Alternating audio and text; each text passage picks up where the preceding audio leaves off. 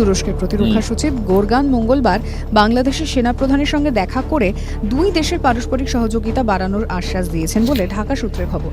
বাংলাদেশের প্রতিরক্ষা ব্যবস্থাকে আরও জোরদার করার আশ্বাস মিলেছে তুরস্কের তরফে। এমনকি বাংলাদেশেই তুরস্কের কারিগরি সহায়তায় বিভিন্ন আধুনিক যুদ্ধ সরঞ্জাম তৈরি এবং প্রতিরক্ষা সংক্রান্ত প্রযুক্তি উন্নয়নের বিষয়ে আগ্রহ দেখান তুরস্কের প্রতিরক্ষা সচিব। আসসালামু আলাইকুম দোস্তো, আমি এহসান খান আর আপনারা দেখছেন এহসান খান यूट्यूब चैनल। आशा करी अपनारा सुबाई वालों आछन। दोस्तों, आज जुमातुल मुबारक है, आप सबको बहुत बहुत मुबारक हो। बांग्लादेश में जो तुर्की के डिफेंस इंडस्ट्री के चीफ थे गोरगन, वो आए हुए थे। उन्होंने एक बड़ी लंबी चौड़ी मीटिंग की प्रोफेसर मोहम्मद यूनुस के साथ। फिर उसके बाद वो आर्मी चीफ जनरल वाकरू जमा के साथ भी उन्होंने एक बड़ी बैठक रखी। बताया जा रहा है काफ़ी लंबी चौड़ी वो मीटिंग थी और फिर उसके अंदर जो बड़े बड़े फैसले किए गए हैं। देखिए, बांग्लादेश के अंदर बिलियंस ऑफ डॉलर की जो तुर्की है एक तो इन्वेस्टमेंट करने जा रहा है।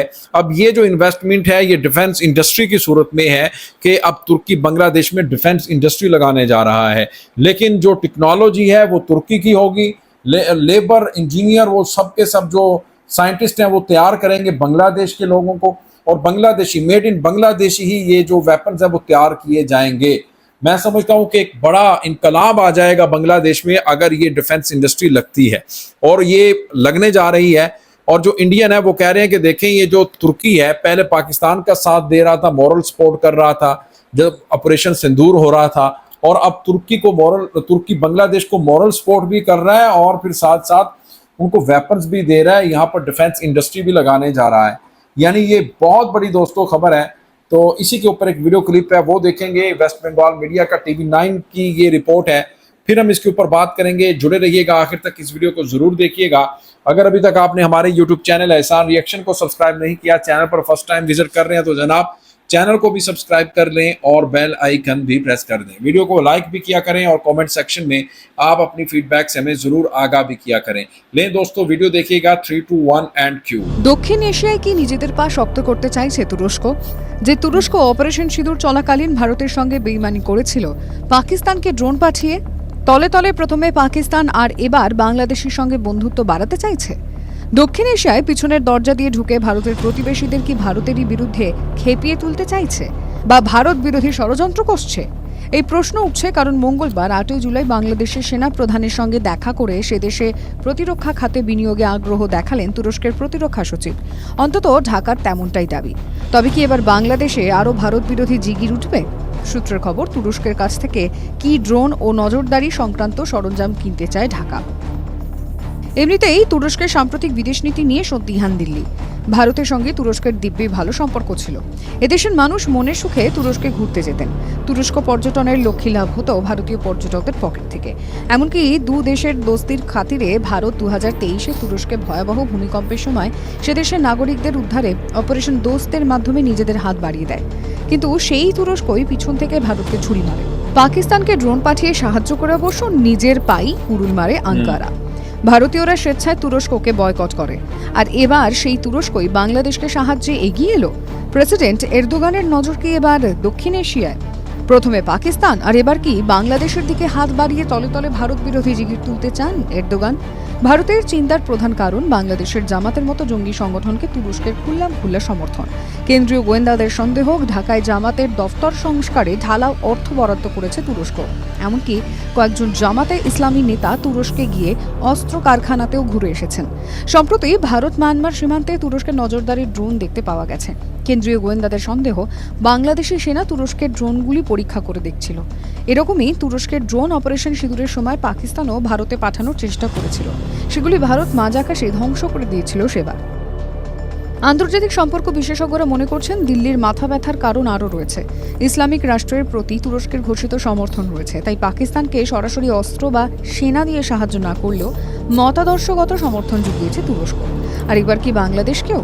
তুরস্কের প্রতিরক্ষা সচিব গোরগান মঙ্গলবার বাংলাদেশের সেনাপ্রধানের সঙ্গে দেখা করে দুই দেশের পারস্পরিক সহযোগিতা বাড়ানোর আশ্বাস দিয়েছেন বলে ঢাকা সূত্রে খবর।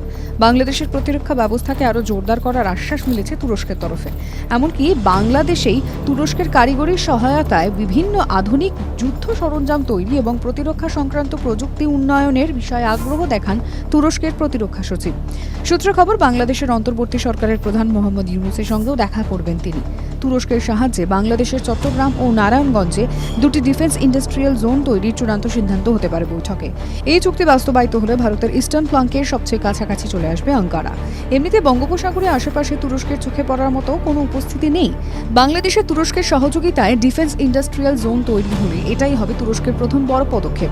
এবছরের শুরুতে বাংলাদেশ ইনভেস্টমেন্ট ডেভেলপমেন্ট অথরিটির প্রধান আশিক মাহমুদ হারুন তুরস্ক সফরে গিয়েছিলেন।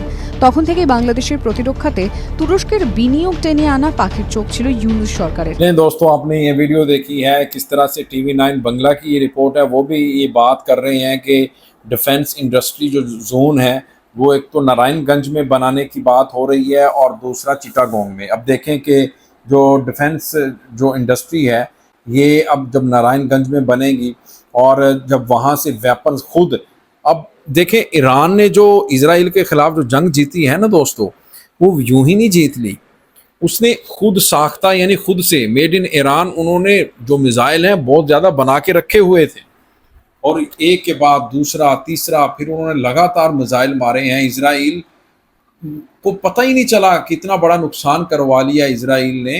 उनके देखा कितनी कितनी बड़ी बड़ी बिल्डिंग्स तबाह होके रह गई।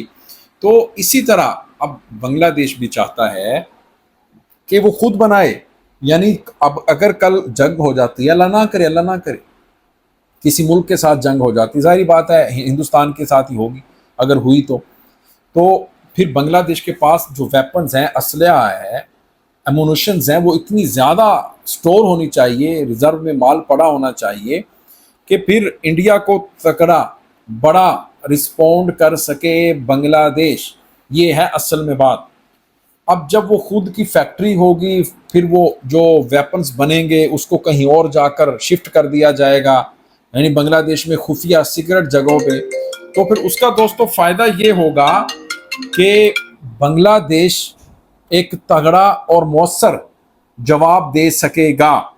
मेरे ख्याल में ये जो कदम उठाया है बांग्लादेश ने, इससे जो इंडिया है वो थर थर कांप रहा है, क्योंकि डिफेंस इंडस्ट्री लगना कोई छोटी बात नहीं है, कोई मामूली बात नहीं है दोस्तों, एक बहुत बड़ा कदम है। और खुद से मेड इन बांग्लादेश अब जब हथियार बनेंगे, असलहा बनेगा बांग्लादेश में, फिर बांग्लादेश उसको ना एक्सपोर्ट भी कर सकेगा दूसरे ममालिक में, एमुनिशंस, गोला बारूद। तो आपका दोस्तों इस वीडियो के बारे में क्या कहना है बताइएगा कमेंट सेक्शन में। अगर वीडियो अच्छी लगी हो तो जनाब चैनल को भी सब्सक्राइब कर लें और बेल आइकन भी प्रेस कर दें। वीडियो को लाइक भी किया करें और कमेंट सेक्शन में आप अपनी फीडबैक से हमें ज़रूर आगाह भी किया करें। मिलेंगे आपसे नेक्स्ट वीडियो में, तब तक के लिए अल्लाह हाफिज़।